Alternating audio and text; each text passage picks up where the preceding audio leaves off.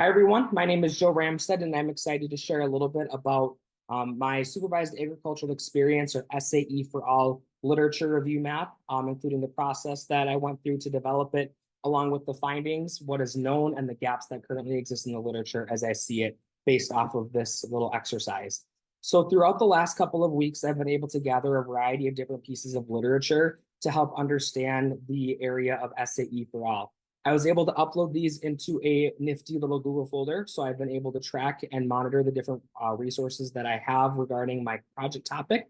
And I was able to actually link those right into this lucid chart here. So I'm able to reference them as I'm writing my literature review in the coming weeks. As I was investigating some of the different literature, a variety of different themes kind of emerged from my findings. The key themes are looking at the perspectives of individuals ranging all the way from teachers to teacher educators and everywhere in between regarding their perceptions on SAE for all.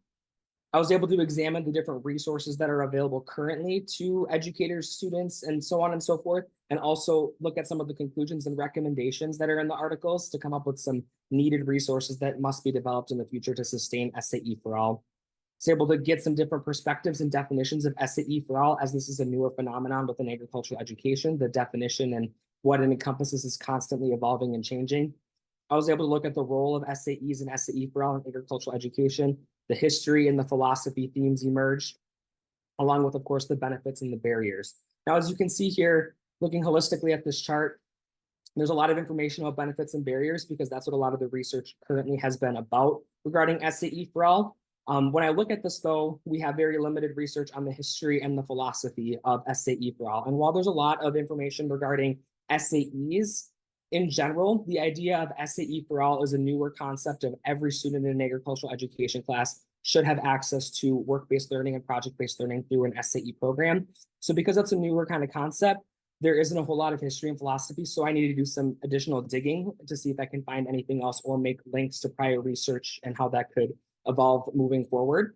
Additionally, I'd like to do some additional research looking at the role of SAE, or supervised agricultural experience programming, within agricultural education.